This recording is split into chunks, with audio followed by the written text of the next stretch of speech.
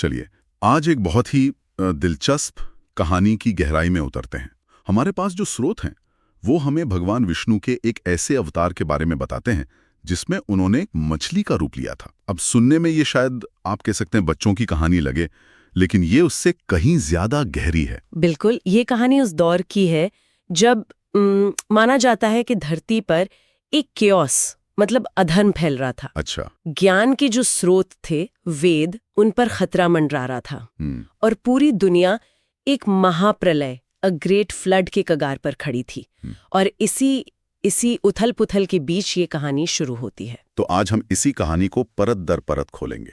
ये सिर्फ एक घटना का ब्यौरा नहीं है ना? नहीं, बिल्कुल नहीं। हम इसमें छुपे हुए संकेतों और संदेशों को समझने की कोशिश करेंगे। ये कहानी एक राजा, एक छोटी सी मछली और पूरी सृष्टि को बचाने के एक मिशन के बारे में है। और ये कहानी शुरू होती है एक ऐसे राजा से जिनका किरदार ही मतलब पूरी कहानी की नींव रखता है। हाँ, कहानी का केंद्र है राजा सत्यव्रत, जिन्हें आगे चलकर मनु के नाम से भी जाना गया। और आपके नोट्स में एक बात पर खास जोर है कि वो एक बहुत ही धर्मात्मा राजा थे। सही बात है। एक दिन वो नदी किनारे जल अर्पण कर रहे थे, मतलब अपनी अंजलि में पानी लेकर चढ़ा रहे थे कि अचानक उनके हाथों में एक नन्ही सी मछली आ गई। और यहीं से आप देखिए कहानी का पहला दिलचस्प मोड़ आता है। सोचिए, राजा का नाम है सत्यव्रत। हाँ, सत्य का व्रत लेने वाला। बिल्कुल, वो एक धार्मिक अनुष्ठान कर रहे हैं जो प्रकृति के प्रति उनके सम्मान को दिखाता है। और ठीक उसी पल एक दिव्य शक्ति का सबसे छोटे, सबसे कमजोर रूप में उनके सामने आना, ये कोई मतलब इत्तेफाक नहीं लगता। एकदम। और फिर जो होता है वो तो और भी हैरान करने वाला है। वो मछली बोलती है। अरे वाह! वो राजा से कहती है, राजन मुझे बचाइए, इस नदी में बड़ी मछलियां मुझे खा जाएंगी। अब किसी भी इंसान के लिए ये एक चौंकाने वाली बात होती, पर राजा सत्यव्रत ने घबराने या सवाल करने के बजाय उस छोटी सी जान के लिए करुणा महसूस की। उन्होंने फौरन उसे उठाया और अपने कमंडल में रख लिया। और ये करुणा का बहुत बड़ा प्रतीक है। राजा ने ये नहीं सोचा कि एक मछली कैसे बोल सकती है या ये कोई माया तो नहीं, कुछ नहीं सोचा। उनका पहला रिएक्शन था एक असहाय जीव की मदद करना। ये दिखाता है कि धर्म का असली मतलब बड़े बड़े यज्ञ या तपस्या ही नहीं, बल्कि हर जीव के प्रति दया का भाव भी है। और अनजाने में ही सही, राजा अपनी पहली परीक्षा पास कर चुके थे। और जैसे ही वो इस परीक्षा में पास हुए, कहानी ने एक ऐसा मोड़ लिया जिसकी उन्होंने कल्पना भी नहीं की होगी। वो छोटी सी मछली जो उनके कमंडल में आराम से आ गई थी, वो रातों रात बड़ी होने लगी। एक ही रात में वो इतनी बड़ी हो गई कि कमंडल छोटा पड़ गया। हाँ, और राजा को उसे निकालकर एक मटके में रखना पड़ा। पर कहानी यहाँ रुकी नहीं रुकी। अगले दिन वो मछली मटके के लिए भी बड़ी हो गई। ये तो कुछ ऐसा था मानो किसी ने घर में एक छोटी सी गोल्डफिश पाली हो और वो हर दिन एक शार्क के आकार की होती जा रही हो। हाँ, बिल्कुल। राजा को भी समझ नहीं आ रहा होगा कि इसके लिए अगला तालाब कहाँ से लाएं। जरा सोचिए उस राजा की हालत। हर बार जब उन्हें लगता कि उन्होंने मछली के लिए एक सही जगह ढूंढ ली है, वो जगह छोटी पड़ जाती। मटके के बाद कुएं में, फिर एक तालाब में। और जब वो तालाब के लिए भी बड़ी हो गई तो उसे नदी में छोड़ना पड़ा। लेकिन उस मछली का बढ़ना नहीं रुका। इस पूरी प्रक्रिया में एक खास बात है, राजा सत्यव्रत ने एक बार भी हार नहीं मानी। वो परेशान जरूर हुए होंगे, पर उन्होंने उस जीव के प्रति अपनी जिम्मेदारी नहीं छोड़ी। यही तो उनकी परीक्षा थी। ये उनकी लगन और वचनबद्धता की परीक्षा थी। वो चाहते तो उसे कहीं भी छोड़कर अपनी जिम्मेदारी से मुंह मोड़ सकते थे। बिल्कुल कर सकते थे, पर उन्होंने ऐसा नहीं किया। वो उसे तब तक सुरक्षित जगह देते रहे जब तक कि उसे समुद्र में छोड़ने की नौबत नहीं आ गई। और जैसे ही राजा उसे समुद्र में छोड़ने पहुंचे, उस विशालकाय मछली ने अपना असली रूप दिखाया। वो कोई साधारण जीव नहीं थी, वो स्वयं भगवान विष्णु थे। क्या पल रहा होगा वो राजा सत्यव्रत के लिए। मैं तो सोच भी नहीं सकता। आप जिसे एक छोटा असहाय जीव समझकर बचा रहे थे, वो असल में पूरी सृष्टि के रचयिता निकले। बिल्कुल, ये कहानी का टर्निंग पॉइंट है जहाँ रहस्य से पर्दा उठता है। ये दिखाता है कि जब कोई इंसान बिना किसी स्वार्थ के, निस्वार्थ भाव से अपने कर्तव्य और करुणा का पालन करता है, तो उसे ईश्वर के दर्शन होते हैं। राजा ने एक छोटे से जीव में भी दिव्यता की रक्षा की और बदले में उन्हें साक्षात दिव्यता के ही दर्शन हो गए। उनकी परीक्षा यहाँ पूरी हुई। लेकिन एक सवाल मन में उठता है, अगर भगवान विष्णु इतने सर्वशक्तिमान थे, तो उन्हें राजा की परीक्षा लेने के लिए इतना लंबा रास्ता अपनाने की क्या जरूरत थी? वो सीधे आके भी तो बता सकते थे। ये बहुत अच्छा सवाल है। शायद इसका जवाब कहानी के मकसद में छिपा है। विष्णु सिर्फ एक संदेशवाहक नहीं बनना चाहते थे। अच्छा। वो आने वाली दुनिया के लिए एक लीडर, एक जनक चुन रहे थे। और एक लीडर में ज्ञान और शक्ति से ज्यादा जरूरी गुण होते हैं करुणा, जिम्मेदारी और लगन, परसेवेरेंस। हाँ, इस पूरी प्रक्रिया के जरिए विष्णु ने ये पक्का कर लिया कि राजा सत्यव्रत या मनु में ये सभी गुण हैं। उन्होंने साबित कर दिया कि वो सिर्फ अपनी नहीं, हर जीव की परवाह करते हैं। अच्छा, तो ये एक तरह का लीडरशिप टेस्ट था। हाँ। और इस टेस्ट में पास होने के बाद भगवान विष्णु ने उन्हें असली मिशन बताया।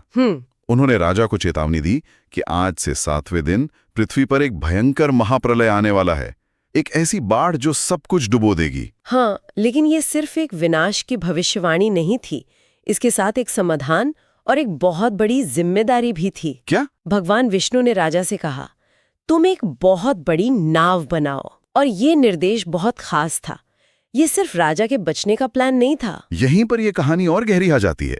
उन्हें नाव में अपने परिवार के साथ साथ सप्त ऋषियों को ले जाने का आदेश मिला। सप्त ऋषि यानी 7 महान ज्ञानी ऋषि। इसके अलावा दुनिया के हर तरह के पेड़ पौधों के बीज और हर जीव जंतु का एक जोड़ा भी रखना था। और सबसे जरूरी, 4 वेदों को भी सुरक्षित रखना था। ये लिस्ट बहुत सोच समझकर बनाई गई लगती है। बिल्कुल। और इसी लिस्ट में कहानी का सबसे बड़ा संदेश छिपा है। अगर हम इसे बड़ी तस्वीर में देखें तो ये सिर्फ लाइफ को बचाने का मिशन नहीं था। तो क्या था? ये नॉलेज और विजडम को बचाने का मिशन था।